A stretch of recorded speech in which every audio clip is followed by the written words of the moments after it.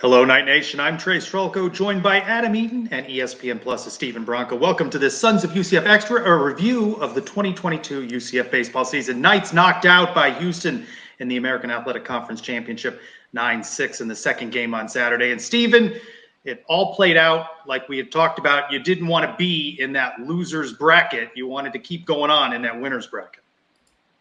Yeah, it's tough when you lose that first game. You're going to be fighting and clawing from the bottom side of that bracket, and it's never good at that point. A lot of pitching goes into that, and you could see they were pretty thin toward the end of that tournament. They made a pretty good run coming out of the loser's bracket, but pretty thin in the end there, and just couldn't pull through. It was a thriller in that first game, though, on Saturday against Houston. Extra innings affair, Knights with a walk-off. Yeah, that was a great game. Just to see the fight in those guys, they fought the entire game. I mean, even in the extras, it was a tough battle, and they played really well at times and didn't at other times. But really, just the competitive spirit that they had was pretty impressive. All right, Stephen, simple question for you. What changed between game one, where we lose to Memphis, and the rest of that weekend where UCF played much better? What changed from those two days or those two games specifically? I think it's just focus, right? It was a lack of focus in game one. I think they saw a Memphis team that they thought they could kind of walk through a little bit, and it didn't happen that way. They came out and kind of punched them in the mouth right away, and it made it tough for them. And so that you saw the fight in the ninth inning, right? You saw the fight late in that game. They were trying to make their way back and just couldn't do it. And so it was tough because it looked like they just kind of took them a little light, and they got punched in the mouth, and it was tough to come back from. Obviously, we know the season that they had. What does it say about this team that really down to the end, they're one pitch away from potentially going to the conference championship game, right? 1-3, it's 6-6 game, 1-3-run homer in the ninth. If that goes differently, they're in the championship game. What does that say about this team, despite all the adversity, all the injury, that they were really right there down to the final inning to play for a championship? They got a competitive spirit. I mean, and that's Greg Lovelady to a T. He's a competitor, and every team I've been a part of takes on the persona of the manager or the head coach, and they had his fight, and that's what you got to see was a team that's got a ton of fight. They dealt with a ton of adversity, like you said. The injuries that they had to deal with it was crazy. A lot of teams would have crumbled under that. They found a way to have a pretty good season as a whole, especially after the year before. The year before was basically a 500 season. To win, the 30-plus games that they won, I think it says a lot about how competitive they really are. Well, you mentioned that 35 wins, 35-25. That's the fourth time in 5 full seasons under head coach Greg Lovelady that they've won 35 or more. I made it out to Clearwater Friday and for the pair on Saturday and spoke with Coach Lovelady after the game. Let's listen to him on the emotions that come with a season's end.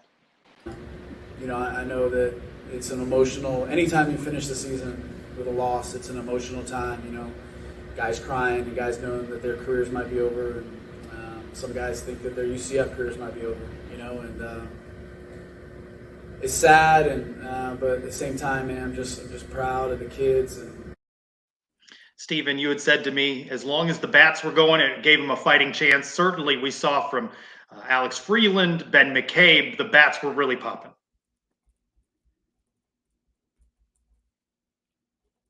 Yeah, you got to see from a few guys in that order.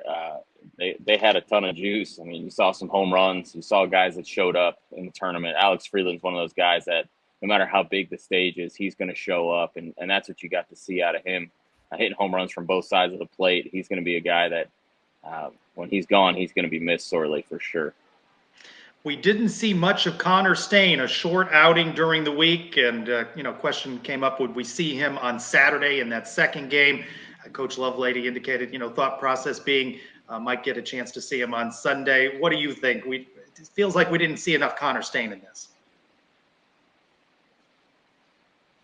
Yeah, there might have been more underlying issues that we didn't know about, whether it's the injury or whatnot. I'm not really sure how that all played out. You thought you would have seen him a little bit more, and it just didn't end up that way. So it was surprising for sure that he was only out there for the 2 innings or whatnot that we saw. I know he was warming up, I thought, in that Saturday game, late in that game, and that's where I thought we might see him with the game on the line there. And it just didn't play out that way. So if they were going to win it, they needed him, and they just didn't get enough, like you said. Now let's turn our attention to the season at large now, Stephen. Obviously, Trace mentioned off the top 35 and 25. Let me hit you with a couple of fun ones really quickly. So if you had to give out the MVP award for this season, who would you give the trophy to? Who gets the hardware for MVP? I think it's got to be Andrew Sundean. I mean, huge surprise, just found a way to battle through a few bumps and injuries throughout the year, but to show up, I mean, he's hitting like 500 for basically half the season, which was crazy. And he started to become human toward the end, but just everything that he provided was something that without that kid, they would have been in huge trouble behind the plate. Cole Russo was struggling a little bit, and then Riley Wash had gotten hurt, and Ben McCabe didn't even get back there at all this year. And so it was a huge fill-in to have him there behind the plate. And then it was just a bonus, everything that he did with the bat. And he ended up being one of the best hitters on the team. So that was huge. Let's see if we can keep your connection, ask you a couple of mailbag questions that came in this week on my Twitter @SignPez. First, want to mention, though, that Andrew Sundean, you talked about him. He set an AAC tournament record, collected 5 doubles during the Knights' 5 games. So as you said it, I don't know what would have happened to the Knights' offense if they did not have him. First question that we have from @UCF Realist. Way too early, 2023. Key departures, returners, arrivals. How do you think this team shakes out? Certainly going to be a lot of changes. Yeah, there's going to be a lot that changes. Guys that are going to graduate that you lose. The Litchfields, who really came on late in the season for them. That's a tough loss. But Noah Orlando really came on and hit the scene running full speed. I mean, that guy had a heck of a year. And he's graduating, he's going to be gone. That's a tough one to lose. But I think when you look at it, the young core that they have is a fantastic young core. The 2 freshmen we've already talked about in Sundean and Bodeker. You got some young arms that'll be able to fill in. Vespi really came out and had a great year. That was awesome to see. But you got some really good young players. I know with the high school kids that they're bringing in, they got some really good high school players that are, I don't know how much these rankings really mean with perfect game and whatnot, but some of these guys are 9s and 9.5s and whatnot, switch hitting infielders and whatnot. They look like some really good quality high school products that they're bringing in, and I know they're really excited about some of them. And so I'm excited to see what they bring in. I think if they can return all of that offense, I think it'd be a really tough offense next year, besides the few that are graduating. But, you're bringing back a lot of those guys. Jostin came on really strong. He's got another year left in him. And you already mentioned Ben McCabe, how much he hit during the year toward the end. You're bringing back those guys to anchor the middle of that order. It could be very good depending on who does come back. Now, things all change with the transfer portal and some of these other things. Kids just graduate and say, I'm good. I got another year of eligibility, but it's time to move on. So you just never know what's going to happen in college baseball sometimes. I didn't hear you mention Alex Freeland as a returnee. No doubt going to be drafted. How high he goes may determine whether he returns. Yeah, he's the one that I can't speak into right now. I think if he gets an opportunity, he'll go, and I know he will get the opportunity. I think he will. I had a scout ask me the other day, who's the guy that I would draft off of that roster first, and Alex Freeland is that guy. Even with the injuries, I think it's just the makeup of him as a player and as a human being says so much about him. He's so tough. I mean, to have a broken wrist and come back a couple weeks later and still be fighting through some of the soreness after surgery in the conference tournament. We saw him wincing and in pain. And, I even mentioned to him, I said, stop hitting from the right side because it looks like it hurts like crazy. He's like, man, I'll do anything for this team. And the next day he hits a home run from the right side. And so it's just the makeup, the character of that kid to go along with his talent is just so special. You mentioned recruiting earlier. What do people maybe not fully understand or appreciate about the recruiting process for baseball? It is different than what we see in basketball and football. Yeah, it's just such a hit or miss kind of thing. There's no exact science to this. They're basing everything off of tools, the 5 tools, whether you're able to hit for power, run, throw, field. Those are your 5 tools. And they grade them out, and guys just don't pan out sometimes. The game is such a high level at the next level, no matter where you're at. Whether you come from, your rec ball into high school into college, college into pro ball, they are massive steps. And so that's what people don't understand is your athleticism just can't take over in baseball. You have to be very, very talented. You got to be pretty skilled in so many different areas. And not to take anything away from football and basketball, but athletes rule that world. And if you're a really, really good athlete, you could stand out on so many levels. And so baseball is just not that way. And so it helps to be a really good athlete, but in the end, hitting 95 miles an hour has nothing to do with your athleticism. It has everything to do with whether or not you have that ability.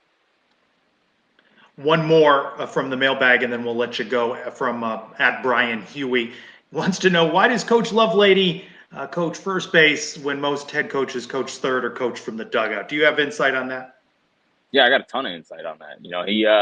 He loves being a part of coaching. So Matt Tellerico is a guy that's written books on base running. He's actually a base running coach for the Yankees right now that worked with him at Wright State.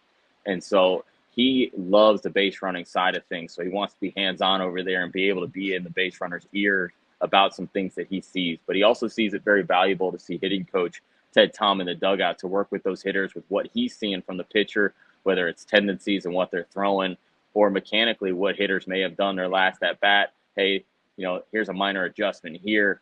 He just feels really comfortable and very confident with Ted Tom in the dugout as a hitting coach with those hitters while they're coming up to bat. Final word from you. How would you grade this season? What's your final letter grade? I think it's a B+, to be honest. I think it's a pretty good year. I do think that Coach Lovelady should win Coach of the Year with all the adversity that he had to go through. I know he would be in my book, which doesn't mean a whole lot of anything, but the injuries, to have your ace go down, to have your switch hitting shortstop break his wrist in the middle of the year, to have your leading hitter in Nick Romano blow out an ACL, to overcome the adversity that they overcame this year was very, very impressive once you actually go back and do a full recap. And so I do think it's a B+. I think if they could just keep rolling off of what they just accomplished as a team into next year, I think you could see a really, really good baseball team. I know for sure. Let me speak for you, Adam. A+ job by Steven Branca all season long on the Sons of UCF, though, right? Well, thank you. Yeah, A++. He got a mug out of the deal, so hopefully that's an enjoyable parting gift for your season with the Sons of UCF. Well, I'm glad I got to be a part of it, guys. You guys are a class act. You guys are stand-up guys, and it's anything to help the program, anything to help you guys. I'm always here. So. Well, we enjoyed having you be a part of the Sons family on Sons of UCF Live every week, and of course, be a part of the ESPN Plus broadcast covering it for UCF. Steven Branca, thanks so much for joining us. Go Knights! All right, we got to. I heard a charge on. We got a late charge we on. hung in there for the charge on. All right, Adam, we don't have UCF Mike here. We'll have opportunity, of course, on both podcast and live show in the weeks ahead to talk about grades and hot seats and the such. But what grade do you give? No Nick Romano, gaps without Alex Freeland. Hunter Pattison goes down with the injury. Connor Staine, he looked great when he was there. And certainly guys were put into action that we didn't anticipate seeing quite this early. 35 and 25 for Night Nation, though. Disappointment. Haven't seen a regional since 2017. Yeah, that's where this is tough, Trace, because I almost want to give it an incomplete because I don't know that we got a chance to see the full scope of what this team could have been, right? You mentioned all the injuries. It makes you wonder if all that stuff holds and you have healthy teams, where would this team be at? But the reality is this is sports. This is what happens. People get injured. People leave teams. Things happen. So I'm in that B- range. I think, unfortunately, dropping that first game to Memphis, I think it's just the dichotomy of the season, right? A game of, Steven said it perfectly. We just kind of sleptwalked through that game. And I think there were too many of those moments this year when, even though you didn't have all your aces on the field, you didn't have everything you needed, we still didn't really come up with the performance you'd like. And then all of a sudden that you see him reel off 3 straight games and you go, where's this team been all year? This is fantastic. So I think it's the inconsistency for me. So I go B-. I think the injury thing has to in under and really to do it. So put with a solid minus. Well, the injury topic has come up. If you go back on the Suns YouTube channel and watch some of those previous interviews that I did with Coach Lovelady, there were times when I asked about injuries. Were they freak in nature? Was it more systemic? And, he Sure. did say something one time that I thought was interesting is that that the layoff during COVID, when guys were at home, maybe training differently, he said that this has been something seen across baseball where injuries. So certainly not unique to the Knights. I wonder how much time he spends in this offseason looking at strength and conditioning and their approaches and how any of those approaches contributed possibly to some of the injuries. It's a question we asked about Coach Malzahn and his staff as well during the football season. Were some things freak injuries? Were there some things they were doing from a training perspective that contribute to injuries? I think that's an open question going into the offseason. Yeah, look, I think everything is open for question, right? I think if you're a head coach and you're leading a program like this, my hope is that he sits down with his trusted assistants, Terry Mohajir, and you do kind of that post-mortem deep dive. What did we do really well? Where did things fall apart on us? Where do we need to improve to get better? What are the steps we have to take? What are we missing to get there? I would hope something like that happens naturally through the course of it. And that can include coaching. That can include his staff. That can include support staff. That could include training staff. That could include facilities. That could include equipment. I think all that stuff should be on the table. And, I feel like it's a head coach's job to schedule that conversation, sit down and have an honest, open look about where your program's at. That may require some tough decisions, right? That may require somebody to, leave the program, leave the staff, make a change that you don't want to make. But I think, he'd almost be derelict in his responsibilities if he didn't have that kind of conversation. And your point, training and development's a huge part of that. So I imagine that's on the table for sure.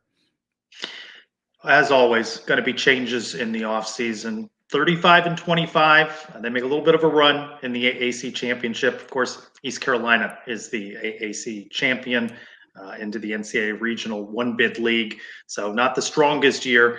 Transitional time, though, getting closer to moving to the Big 12, which will be a highly competitive league for the Knights. Different challenges, obviously, different travel aspects in that.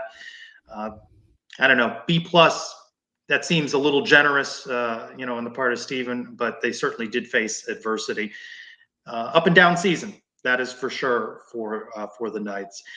What have we got for the Sons of UCF this week? Yet another stellar interview from you guys on the podcast. Yeah, we tracked down Juwan Hamilton, running back for the 2016-2017 season. Fun fact, people maybe don't remember, he was the starting running back in 2016-2017. He was RB1.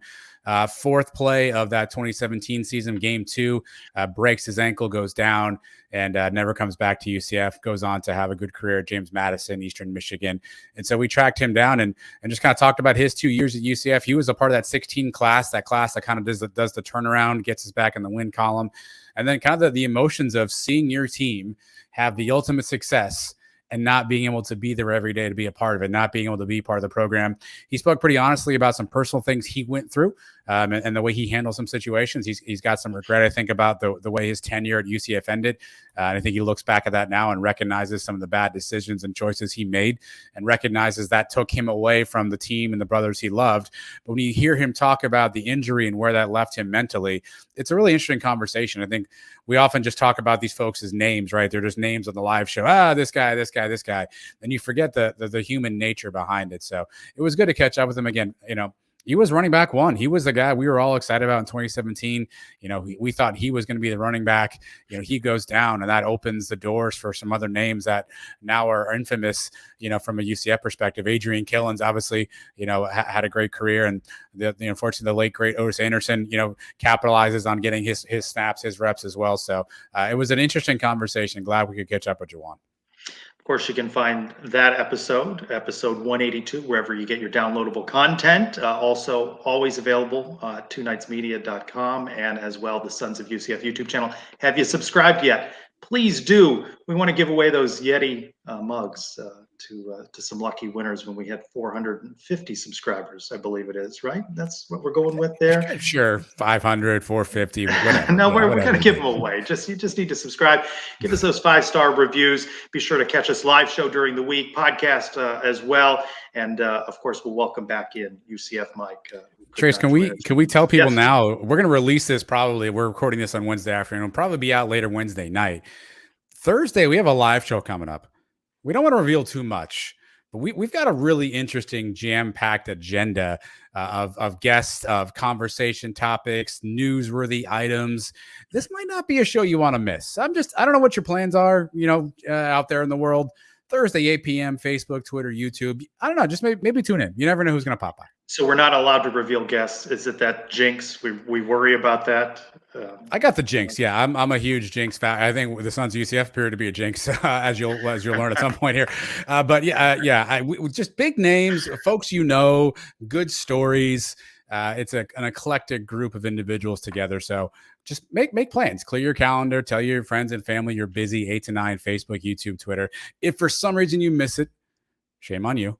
But it is always available on YouTube or our website, TwoNightsMedia.com. You can always watch it. And for those of you who don't like to look at Trace and I don't blame you, by the way, always available via pod form, via audio form in our YouTube, in our podcast feed as well. So I have friends who only watch the live show live, never watch it live, always watch it later, and some who only listen to the audio version. So whatever, there's some options. Quite a mixed bag. Yeah, quite a mixed bag. bag. All right, we appreciate Stephen Branca not only joining us for this special recap of the 2022 UCF baseball season, but all season long on Sons of UCF. So thank you again, Stephen. And we will join you again on Sons of UCF Live with Adam and Mike. I'm Trace Strelko. Go Knights, everyone.